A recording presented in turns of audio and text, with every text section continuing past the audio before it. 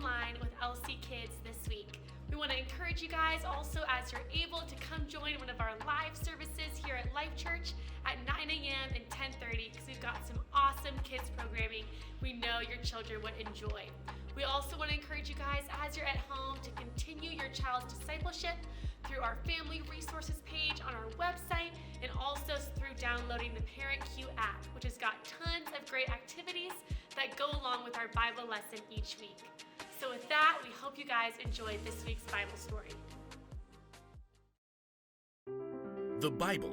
It's 66 books of history, stories, letters, and poetry that fit together to form God's one big story. The epic adventure of how He created us and loves us so much that He made a way to rescue us. As we travel through the Bible, from Genesis to Revelation, we discover people who met God and found their lives changed forever. Now, for an amazing story, inspired by the book of 1 Samuel, chapters 18 through 20. Jonathan and David couldn't have grown up more differently. Jonathan was the son of King Saul. David, on the other hand, was just an ordinary kid from Bethlehem, the youngest of 8 brothers. David spent long hours alone as a shepherd. He made up songs to play on his harp and grew strong defending the sheep from wild animals.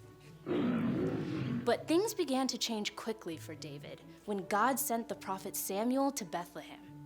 God was displeased with King Saul and wanted Samuel to choose a new king. When Samuel saw David, God spoke. "Get up and anoint him. This is the one." Though David wasn't anything more than a shepherd boy yet, he was sent to the battle lines where his older brothers and King Saul faced the Philistine army and the giant Goliath. "Choose one of your men, have him come down and face me." Through God's power, David faced Goliath with 5 smooth stones and a slingshot. Goliath was killed, and the Philistines were defeated. King Saul was so impressed, he invited David to come live in the palace and help lead his army.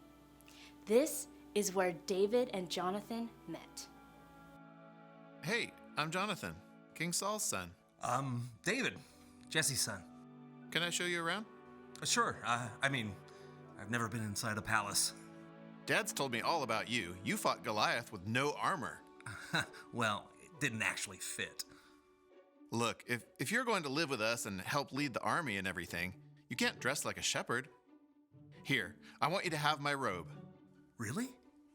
We'll be like brothers. You take my sword too, and my bow, and my belt. Wow, thank you. As David made the palace his new home, the 2 young men became best friends. King Saul often sent David out with the army, and David was so successful in battle, Saul gave him a high rank. D-A-V-I-D, yes, he's the one for me. Go, David! The people loved David so much that King Saul became jealous. Instead of celebrating David's success, he flew into a violent rage and several times tried to kill David. Jonathan, too, could easily have become envious of David. After all, Jonathan was supposed to be the next king. But instead, Jonathan stayed faithful to their friendship and protected David. My father is looking for a chance to kill you. Find a place to hide and stay there. I'll speak to him. I'll wait for you to tell me what to do. Jonathan pleaded with King Saul. Don't do anything to harm David. He's helped you. Why would you kill him without reason? Oh, all right. I won't put him to death. Several times, Saul promised to spare David. But every time, the king broke his promise and plotted to go after David again. What have I done? Why is he trying to kill me? I don't know. I'll do anything to help you. Together, the friends made a plan for David to hide during an important festival to determine how angry Saul was and whether David could come back to the palace. Whatever happens, always be kind to me as long as I live. And never stop being kind to my family, even when the Lord has destroyed all your enemies. Promise? I promise. David went and hid, while Jonathan returned to the palace and the king's feast. Where is David? Why hasn't he been here? He asked to go see his family. No, I know you're on David's side. You should be ashamed. You'll never be king as long as he lives. He must die. Jonathan's heart sank. He knew that David would never be safe again as long as King Saul was alive.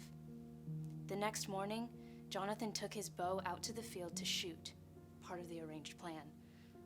A servant came with him. The arrow went far beyond you, didn't it? Hurry up! Run fast! Don't stop! David knew this meant that King Saul was still very angry. After the servant left, David slipped out from behind the stone where he was hiding.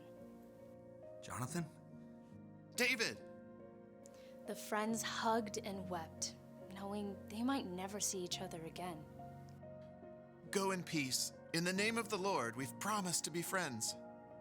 The Lord is a witness between you and me, and between my family and your family forever. Goodbye, friend. Goodbye. David left to find a new hiding place, and Jonathan returned to the palace. King Saul never stopped chasing David, but Jonathan stayed faithful to his friend. David was deeply saddened when he learned that both Jonathan and King Saul had been killed in battle. Years later, when David became king, he remembered his promise to Jonathan. Is anyone left from the royal house of Saul? If there is, I want to be kind to him because of Jonathan. A son of Jonathan is still living. Both of his feet were hurt so that he can't walk. David had Jonathan's son, Mephibosheth, now a young man, brought to the palace. I'm ready to serve you. Don't be afraid.